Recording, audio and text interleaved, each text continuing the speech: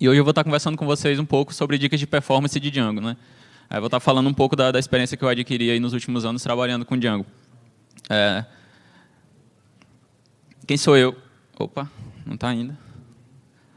Calma.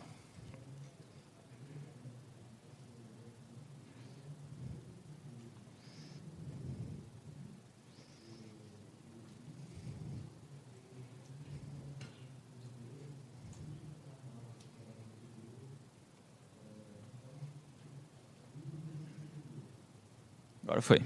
Tá. Quem sou eu? Eu sou atualmente trabalhando como desenvolvedor Go no Veo. Desde agosto desse ano eu não estou mais trabalhando com Python, pelo menos não inteiramente, ainda tem algumas coisas lá que são escritas em Python, mas a maioria que a gente trabalha lá é com Go. O que eu vou contar aqui, como eu falei, é um pouco da experiência que eu adquiri trabalhando com Django entre 2013 e 2016. Eu trabalhei lá em Teresina em algumas empresas com Django e tive a oportunidade de participar de alguns projetos bem legais, alguns deles que a gente teve que trabalhar bastante essa questão de performance, de otimização e tal, para a gente sempre tentar melhorar as nossas aplicações.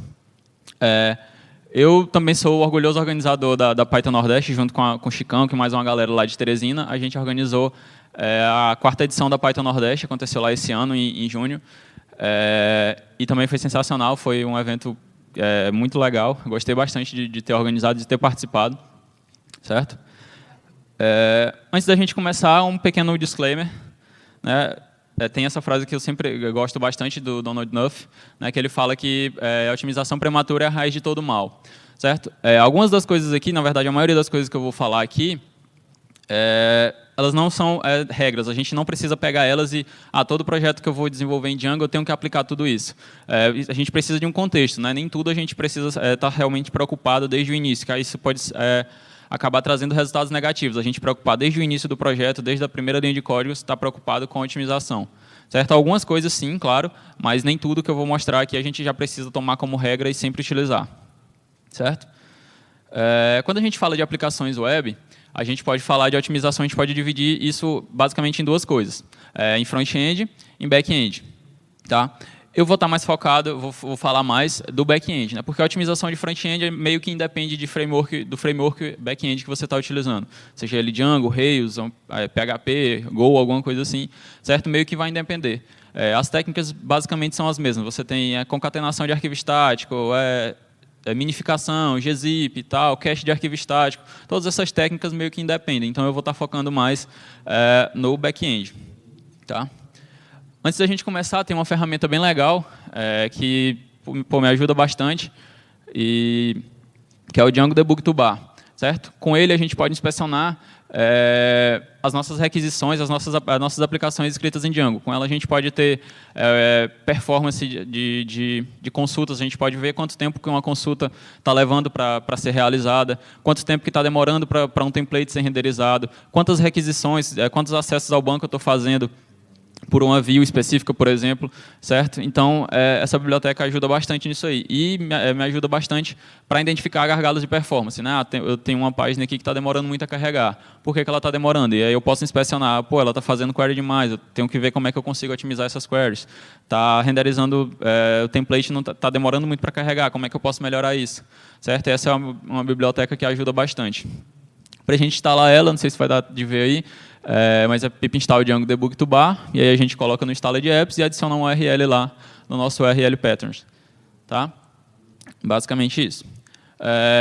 A primeira dica que eu tenho a dar assim, em termos de performance do Django é uma configuração que a gente põe lá nas nossas configurações de acesso ao banco, no nosso settings, que é o com max age. Para que ela serve? Né? Essa configuração ela habilita conexões persistentes no nosso banco de dados. Tá? Com isso, o comportamento padrão do Django, quando ele recebe uma requisição, ele recebe uma requisição, ele vai lá no banco de dados, ele abre uma conexão com o banco, processa lá as consultas que a gente tem, traz o resultado, fecha a conexão. Esse é o comportamento padrão. Então, cada requisição que a gente faz para o servidor, ele vai lá e abre, cada consulta que ele vai fazer, ele abre uma conexão, faz o que tem que fazer e fecha. Tá? Dependendo do contexto, a gente pode melhorar isso. Tá? Com essa configuração, a gente pode setar um tempo lá, que é o tempo que a gente espera que as conexões se mantenham ativas. Tá? Então, eu seto lá um valor, por exemplo, 60 segundos. Então, eu vou lá, faço na primeira consulta que ele vai fazer no meu banco de dados, ele vai lá, ele abre a conexão, pega o que tem que fazer, mas deixa aquela conexão aberta. Então, se chegar uma nova requisição para o servidor, ele já vai estar com a conexão aberta e você não vai ter mais esse tempo aí de precisar abrir a conexão. Esse número ele varia bastante de contexto, ele varia bastante de acordo com o tráfego que o seu site recebe, né? Então, não tem um valor aqui que eu vou te dizer, esse é o melhor valor que você vai botar e você vai ter ganho de performance com isso. Geralmente, eu coloco com um valor assim, como 1 minuto, e aí você vai analisando se você aumentar, se você tem um ganho de desempenho, se você tem uma queda de desempenho. Então, a gente geralmente coloca um valor e vai refinando isso aí até chegar num ponto que a gente considere aceitável. Tá? Uma outra dica bem interessante para a gente não utilizar o mesmo servidor para banco de dados, arquivos estáticos, aplicação, não ter lá um Droplet onde a gente vai jogar tudo, deixar tudo rodando lá. Tá? Porque além de a gente ter um único ponto de falha, a gente vai ter diferentes tipos de serviços rodando ali, e esses serviços podem interferir, podem competir por recursos do sistema operacional. Tá? Então, sei lá, o meu banco de dados eu vou estar acessando muito, vou estar fazendo muito acesso ao disco, e aí eu vou ter os arquivos estáticos também, quando eu for acessar, ele vai estar fazendo acesso ao disco. Então, esses diferentes tipos de serviço, eles podem competir por recursos do sistema operacional, e pode ser que eles não compitam da melhor maneira possível. Certo? Então, é uma boa ideia a gente sempre procurar separar. Separa servidor de arquivo estático, separa servidor de aplicação, servidor de banco de dados. E qualquer outro serviço que a gente tiver, a gente tentar separar eles da melhor maneira possível. Uma outra dica, essa assim, que eu acho que eu vou passar mais tempo falando, que pelo menos na minha experiência, foi o que eu tive mais ganho de desempenho e foi o que eu mais aprendi nesse último tempo. Que é conhecer o ORM, tá? Que é o mapeador objeto relacional do Django. É através dele que a gente faz as nossas consultas no banco de dados, através dele que a gente gerencia os nossos modelos, tá? A nossa camada de dados, a gente sempre vai gerenciar dele. E é importantíssimo a gente conhecer ele, saber quais as possibilidades que ele nos oferece, saber que tipo de coisa, que tipo de operações que eu posso fazer com ele, como que eu posso otimizar uma consulta com ele, certo?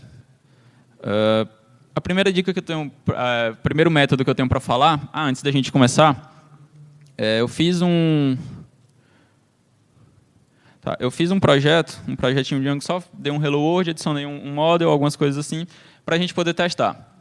Alguém aqui conhece a biblioteca Python chamada Faker? Python Faker? Tem alguns que conhecem.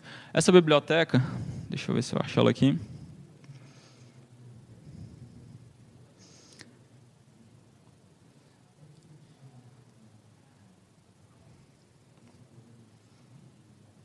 Não estou com ela aberta aqui, mas essa biblioteca, o que ela faz?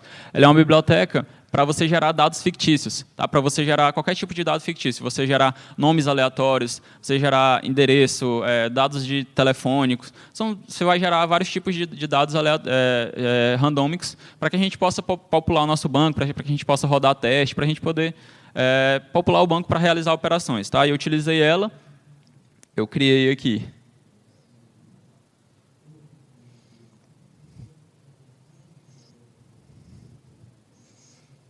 Tá, eu criei aqui, peraí.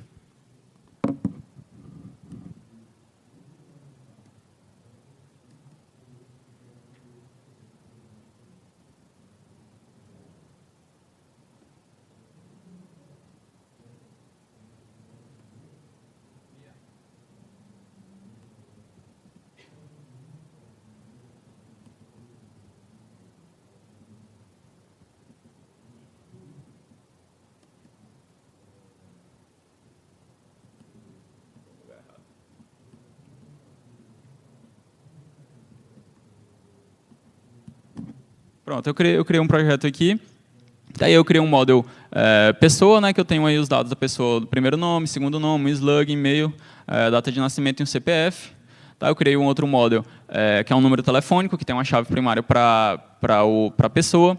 Também criei um endereço e criei um cartão de crédito. Todos esses outros modelos eu criei para eu ter uma chave estrangeira para o model pessoa, que é com quem a gente vai trabalhar mais aqui. Tá?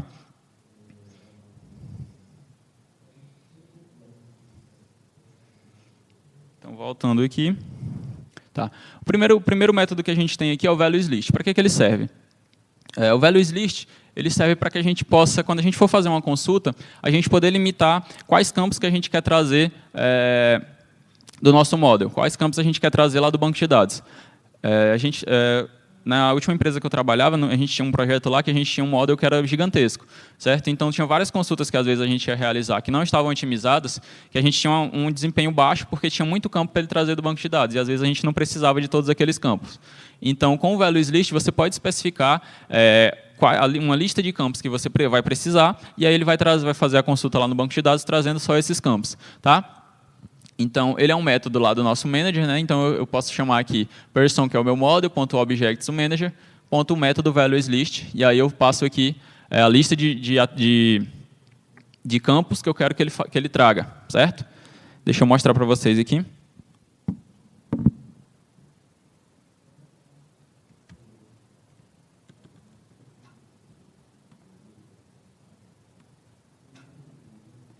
Para a gente poder comparar o desempenho em relação ao values list e, por exemplo, se eu fizer um objects.all, eu vou chamar o timeit aqui para a gente medir o tempo de execução. Eu acho que eu populei esse banco com 120 mil entradas.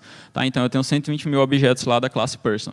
Tá? Então, eu vou pegar todos eles aqui. Esse list aqui é só para eu forçar uma avaliação para ele realizar a consulta no banco, porque se eu não usar ele, ele vai pegar só os 21 primeiros, porque ele está no shell do Python. Tá? E aí eu vou medir o tempo que ele vai gastar para fazer isso aí. Tá, você vê que cada consulta ali, ele está fazendo várias consultas, cada uma leva em torno de 100 milissegundos, por aí.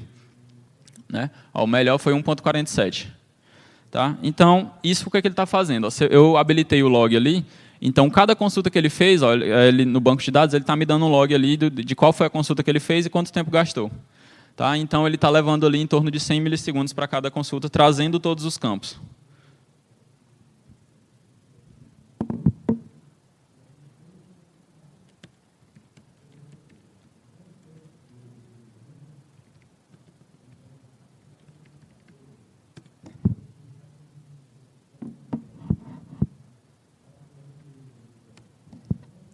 Se a gente fizer a mesma consulta, ele está indo várias vezes, não sei porquê, mas se a gente fizer a mesma consulta, pegar todos os objetos novamente, só que em vez de trazer todos os campos, a gente trazer só o primeiro nome, olha a diferença lá de resultado. O máximo que ele conseguiu, as consultas já caíram para na casa de 30, 50 milissegundos, certo? Então, você já teve um ganho aí de pelo menos metade. Tá? Isso aí é bastante útil quando, às vezes, você precisa pegar, sei lá, uma lista de IDs. Você faz uma consulta e você não precisa trazer todos os campos do banco. Você só quer a lista de IDs. Então, você pode utilizar o values list para isso. Tá? E aí, o que ele faz? Ele vai me retornar, em vez de ele me retornar um query set, como é o padrão do Django quando a gente faz uma consulta, ele vai me retornar uma lista de tuplas, sendo que cada tupla vai ser um objeto, com os campos que a gente especificou. Tá?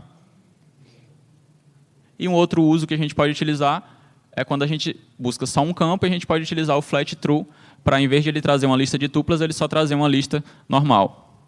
Certo? Bastante parecido com o values list, a gente tem o values também. O comportamento é o mesmo, o resultado também é o mesmo, ele vai evitar de trazer todos os campos e vai trazer só os que você especificar. A única diferença é que o formato que ele vai trazer não vai ser uma lista, ele vai me trazer como um dicionário, certo? Então, ele vai me dar uma lista de dicionários, onde cada dicionário eu vou ter lá a chave com o nome do campo e o valor, que vai ser o valor, de fato, do campo. Certo? São métodos bastante parecidos, que têm o mesmo comportamento, que a única coisa que muda é como ele vai trazer esse dado para mim. Tem outros dois métodos também que são bastante legais, que também dá para ajudar bastante, que é o only e o defer. Certo? Eles também têm o mesmo comportamento. Eles evitam que a gente traga campos desnecessários.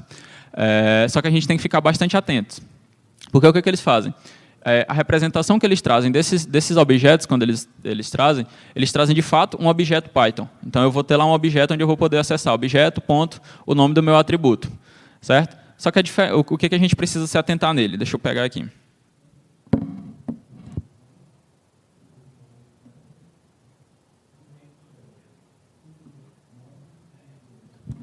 Se a gente pegar aqui, eu vou fazer uma consulta aqui para pegar o primeiro elemento, o primeiro pessoa, né, da minha lista, e vou pegar só o first name dela. Você vê que ele realizou uma consulta ali, né? Realizou select copy paste ID, ele sempre vai trazer o ID, claro, e o first name. você vê que ele só trouxe esses dois campos. Então, se eu fizer aqui um P, ponto first name, está aí o resultado. Mas olha o que acontece se eu, por exemplo, acessar aqui, como ele é um objeto, se eu acessar aqui um outro campo que ele não buscou. Então, ele vai lá e vai fazer uma nova consulta só para trazer esse campo, certo? E aí, se eu acessar um outro campo aqui, ele vai fazer uma nova consulta. Então, para cada campo que eu acessar, que eu não tiver definido na chamada do método, ele vai fazer uma nova consulta. Então, imagina lá que você tem, por exemplo, eu tenho uma tabela lá de relatórios, de uma listagem lá de pessoas. E, por algum motivo, seu chefe chega lá e diz, adiciona uma coluna nova lá na tabela. E você só vai lá no template e adiciona a nova coluna, ele vai funcionar.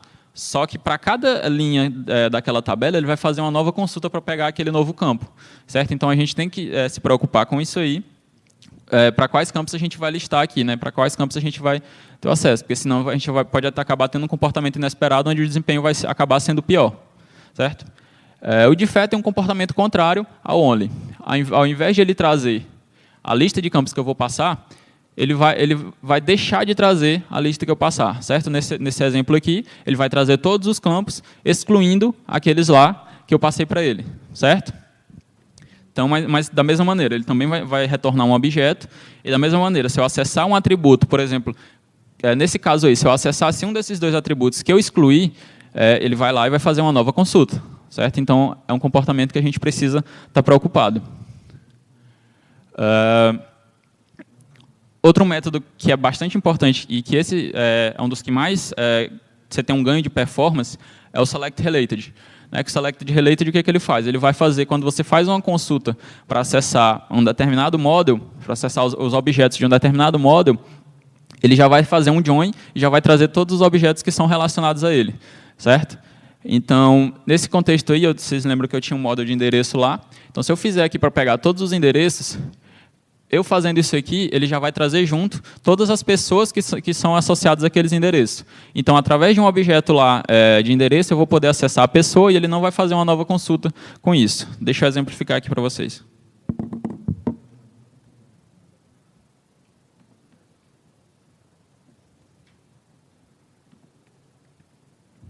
O comportamento padrão aqui, se a gente fizer só uma consulta em endereço normal, vou pegar o primeiro item da lista. Ele foi lá e fez a consulta.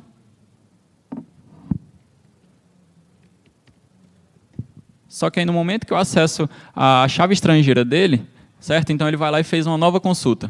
E aí, para eu evitar esse comportamento aí de toda vez que eu acessar a chave estrangeira, ele ter que fazer uma nova consulta, eu uso o Select Related. E aí, você vê que na consulta ele já fez lá o join para outra tabela. Então, agora, no momento que eu acessar aqui o nome da minha foreign key, ele já não vai fazer uma nova consulta, certo?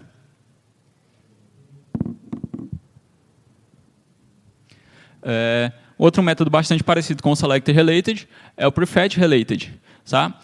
No Django, a gente sabe que quando a gente tem um model que tem uma chave estrangeira para outra, por exemplo, no caso, eu tenho uma pessoa e tenho um endereço, certo? Através do endereço é fácil eu acessar a pessoa, porque eu tenho uma chave estrangeira lá.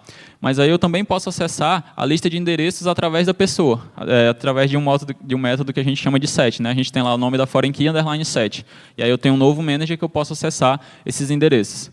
Então, dessa maneira aqui, com o Prefetch Related, eu posso, no momento que eu for carregar as pessoas, uma lista de pessoas, eu posso já trazer também todos os endereços, ou nesse caso aqui, todos os telefones que são relacionados a eles. Então, eu já faço isso com uma única consulta, ao invés de, sei lá, se eu for iterar para cada pessoa e for acessar o telefone, ele ir lá e fazer uma nova consulta, certo? Eu já faço isso de uma vez só.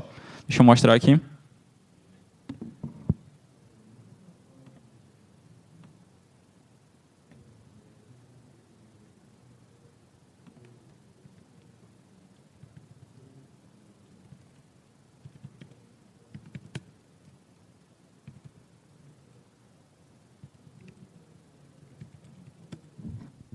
Eu estou aqui na pessoa e acessei os telefones. Então, ele foi lá e fez uma nova consulta para ter esses dados.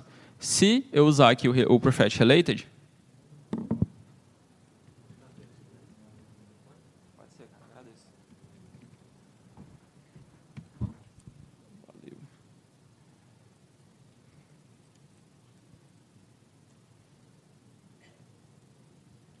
Ó, então, no momento aqui que eu fiz a nova consulta com o Prefetch Related, ó, ele já fez uma consulta diferente, já fez o join.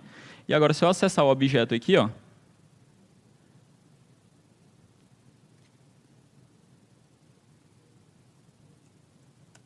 pronto, eu já acesso aqui a lista de telefones diretamente sem precisar de uma nova consulta, tá? Porque eu já fiz a consulta inicialmente. Então, com isso aí, eu acabo tendo um ganho de desempenho também, porque eu economizo a quantidade de consultas e economizo no momento que eu for precisar desses dados. Tá, valeu. Tá. Certo? Então, esses são os métodos assim que tem vários outros também que ajudam na questão de desempenho, mas esses são assim os que eu mais utilizo, que mais me ajudam nesse quesito, tá? Além do ORM, é bastante importante também a gente conhecer a linguagem, certo? A linguagem que a gente está trabalhando, no caso de Django, é um framework escrito em Python. Então, a gente também precisa conhecer os aspectos, os recursos que a linguagem oferece para a gente ter um bom desempenho, certo? A gente tendo esse exemplo aqui, que é um exemplo que eu sempre me deparei bastante nos últimos anos, que é quando você precisa saber a quantidade de objetos que você tem lá no meu banco de dados, a quantidade de entradas que eu tenho lá, certo? O que é melhor eu fazer? Eu vou lá, faço a minha consulta, jogo isso no objeto, no query set, e aí eu vou lá com o método len do Python e meço o tamanho dele, ou eu ir lá direto e fazer um query set.count, certo? É muito menos custoso eu fazer o query set.count, certo? Porque dessa maneira ele vai fazer uma consulta no banco, uma consulta count mesmo. Então o banco é preparado para isso, ele é otimizado para isso. Então vai ser muito mais rápido o banco me dizer direto a quantidade de entradas que eu tenho lá do que eu trazer isso e avaliar no Python, certo? Então é uma coisa simples, mas que também tem um desempenho, um resultado significativo, tá? Porque dessa maneira aqui, ele vai fazer um select count lá, from id, alguma coisa assim. Dessa maneira aqui, ele vai fazer um select, asterisco, tarará, e vai pegar o resultado disso e vai avaliar o tamanho disso. Então, ele vai fazer uma consulta gigante desnecessária, certo?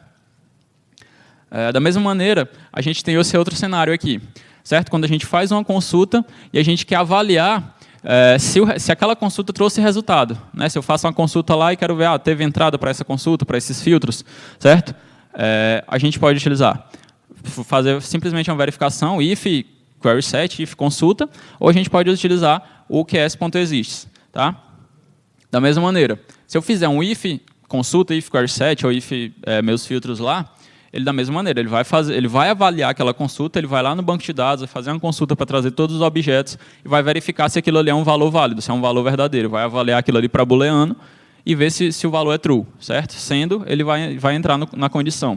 Só que é muito mais fácil, muito menos custoso eu fazer isso direto no banco. Eu vou lá no banco e verifico se, para aqueles filtros, eu tenho um resultado. Então, também eu vou ter um desempenho muito melhor. Uma outra dica bacana de performance que eu comecei a ver nos últimos tempos é o Jinja, certo? O Jinja ela é uma template de engine completa de recursos, né? Ela é a template de engine padrão do Flask, certo?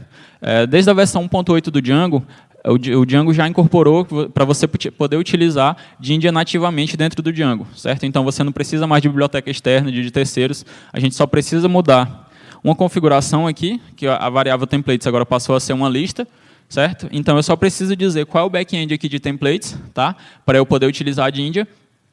E aí eu não tenho mais dor de cabeça. Inclusive, uma coisa que eu achei bem legal é que você pode, inclusive, usar as duas templates de engines dentro do projeto sem uma interferir na outra. Eu posso ter lá a minha pasta de templates de Jinja e posso ter a minha pasta de templates do Django. Certo? Só que aí vale também a gente avaliar a necessidade disso.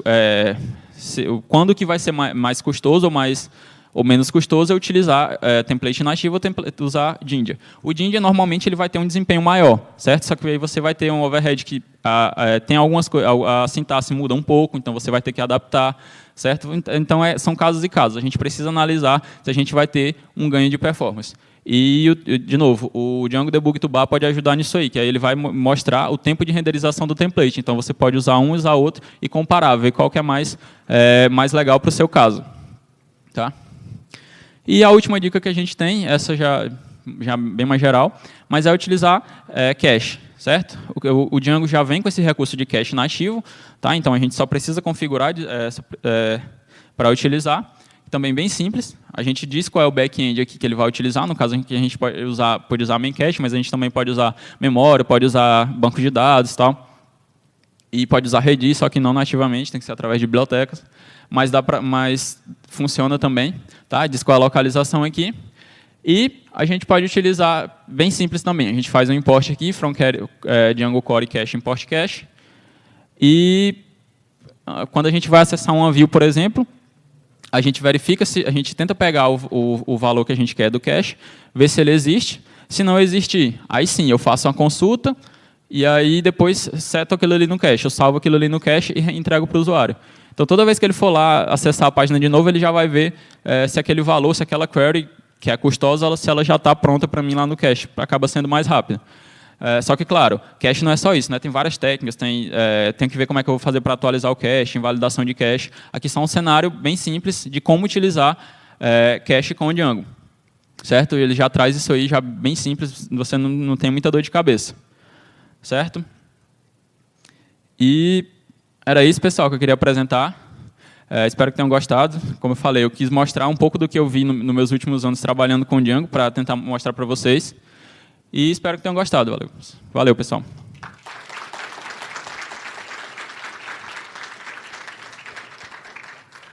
A gente tem uns minutinhos para perguntas.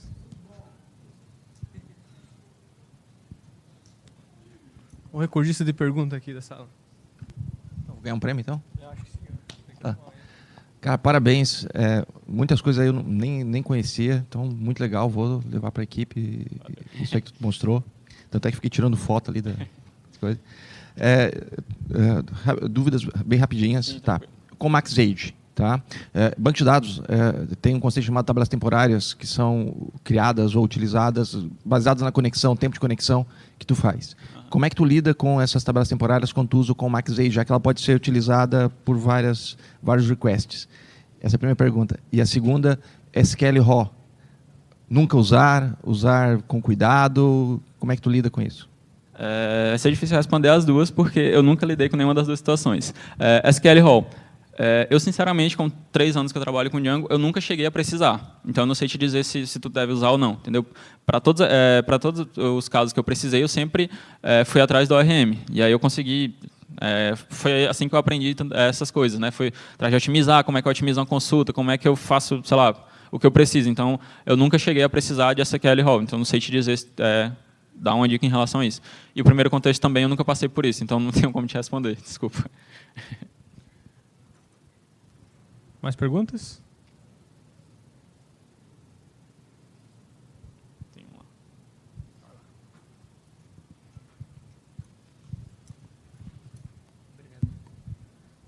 Aí, Gustavo, parabéns pela palestra. Você tem alguma dica para dar em relação ao for, por exemplo? Você deu um exemplo do if com query set lá, né? Uhum. O for, você recomenda dar o fetch antes ou o fetch no próprio for? Você tem alguma coisa a falar sobre o for? No caso do for, ele vai avaliar também no momento que você for iterar sobre ele, certo? Então, analisar a situação, certo? Se vai valer a pena você avaliar antes ou depois, mas... Em relação a isso, não vejo tanta diferença em relação ao if, por exemplo. Daquele caso lá do contexto de usar if query set ou if query set existe, por exemplo. Uhum. Certo? O certo é que ele vai avaliar no momento que ele entrar na iteração. Então, mesmo que você consulte, por exemplo, você joga o query set numa variável antes e só depois vai usar no for, então no momento que ele for no for, ele vai avaliar aquilo ali. Vai dar o hit no banco. Não tem muita diferença de performance assim, no sentido de que ele vai pegar o for iterativamente ou antes ele pegaria tudo de uma vez, meio que dá na mesma. Sabe dizer, não? Não sei. Mas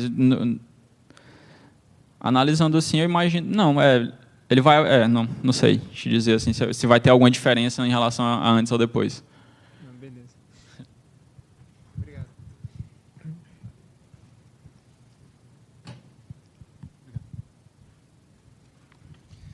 Ótima palestra, foi bem bacana. Valeu.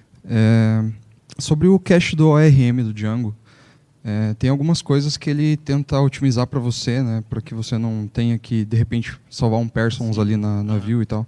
Você sabe me dizer alguma estratégia de otimizar o uso desse ORM? Por exemplo, esse cache ele vai ser válido para uma request, eu consigo aproveitar ele de outra forma, sem precisar recorrer para um cache com Memcached ou alguma coisa assim?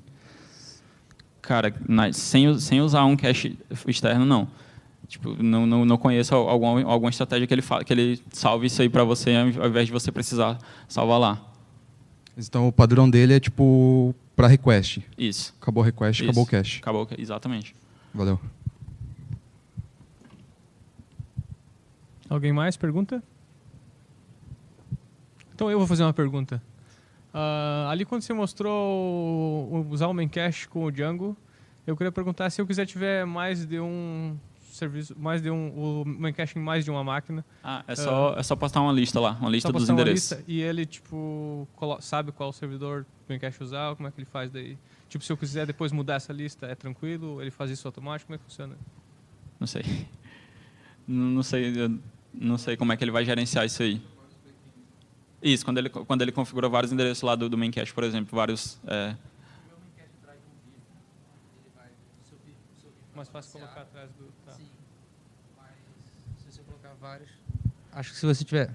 Voltando, se tiver o Memcache atrás de um VIP, o próprio Memcache vai saber onde está a sua chave quando você fizer a query. Mas se você colocar vários servidores, se eu não me engano, eu acho que o Django ele sabe encontrar isso para você. Basicamente isso. Obrigado.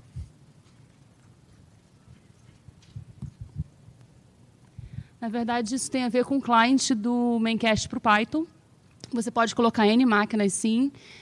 Eu recomendo até que você coloque as máquinas na configuração realmente do seu projeto do que atrás de um VIP, porque ele realmente, para ele, é como se fosse um grande Memcache. Ele faz as funções de hash e ele sabe exatamente ele consegue inferir bem em que máquina está. E, inclusive, você pode configurar mais coisas em relação a isso. Por exemplo, o que acontece quando uma máquina cai, e aí, quando ela volta, o que você faz com o cache que estava lá antes. Então, várias configurações disso, isso é bem legal. Massa. Obrigado. Alguém mais? Opa. Aproveitando para complementar, eu não sei se você falou disso, porque eu estava em outra palestra, eu tive que vir correndo para cá. Eu não sei se ele falou de compilador de template. Você consegue também no Django cachear isso. Quem trabalhou já com outras linguagens, tipo, sei lá, em JavaScript, quando você tem um template, uma linguagem de template, você compila antes, já deixa compilado, para quando você tiver que aplicar os seus valores, ser mais rápido. Na página do Django, aliás, muito boa documentação do Django, parabéns para a galera do Django. Sobre performance, eles falam isso muito bem, explicam exatamente o que acontece, e é bom, muito bom usar o cacheador dele de renderizador de template. Obrigado de novo. Alguém mais? Pergunta? Meu campeão da pergunta ali, ó.